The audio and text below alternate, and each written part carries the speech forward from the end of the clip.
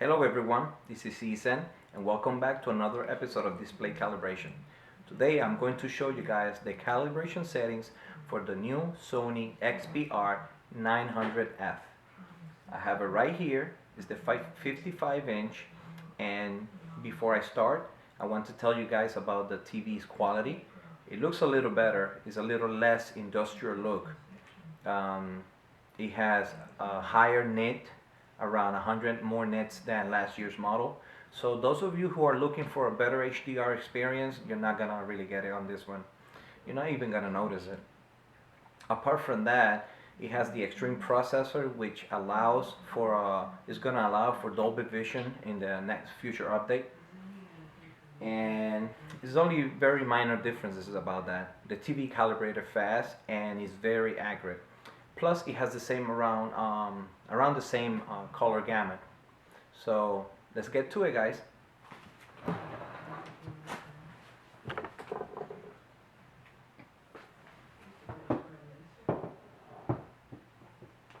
Okay.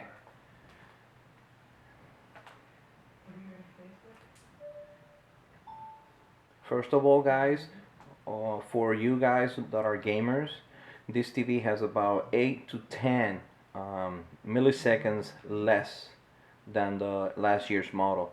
So those hardcore gamers would really notice it. Casual gamers are not gonna notice it, and mostly are not gonna care about it. So it's up to you guys. But apart from that, the picture quality is around the same.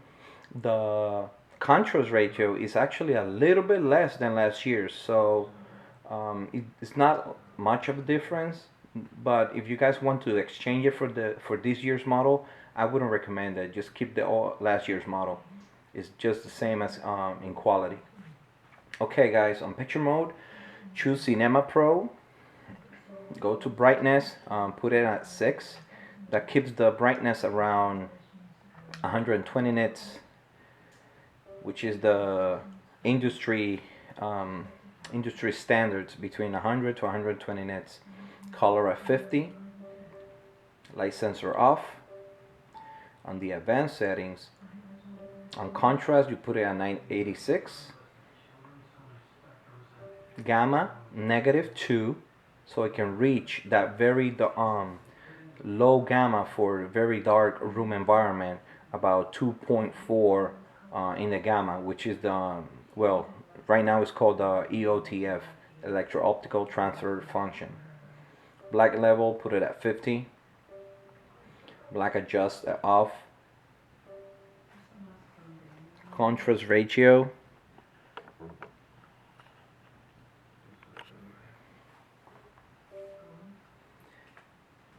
sorry, I said contrast ratio. Advanced contrast enhancer off. Auto local dimming, you can either leave it at off or at high. It's pretty good. Extended dynamic range, leave it off, because once it gets any HDR content, it'll activate, or future Dolby Vision content. Then go to color. On colors, leave it at 50, U at 0. Color expert on 1, so it drops to the Kelvin 65 for the color temperatures. And then on live color, leave it off. You guys can actually change these settings for the animations. So whenever you guys see any cartoons or anime, you guys can actually change the live color to enhance it, and it'll give it'll pop up the colors on the animations. Advanced colors, temperature, you guys gonna go to red gain, I'll leave it on max.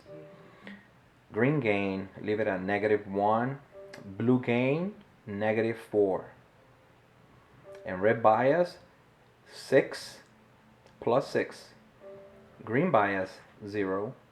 Blue bias, -6. On the 10 color gamma adjustments points, on 1 you're gonna leave it the 0. Actually, guys, you calibrate it so good that you don't even need to touch the color adjustments all the way until number 6. I leave 1 to 6 at 0, all of them, if I'm not mistaken. Yes, 0. And then on color gamma number 7, you only change the blue offset to number 2, and then on point gamma number 8, 1 on blue offset, you don't touch the others. On number 9, I think it's the same, just 1 on blue offset, and then on gamma point number 10, oops, sorry,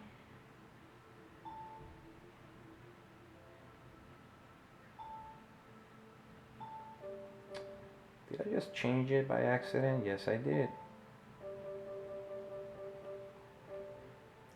On gamma adjustments number 9, you guys, leave it off. It was just by accident that I press it. It's off, except, I mean 0, except on blue offset. And then on blue offset you put it at 1.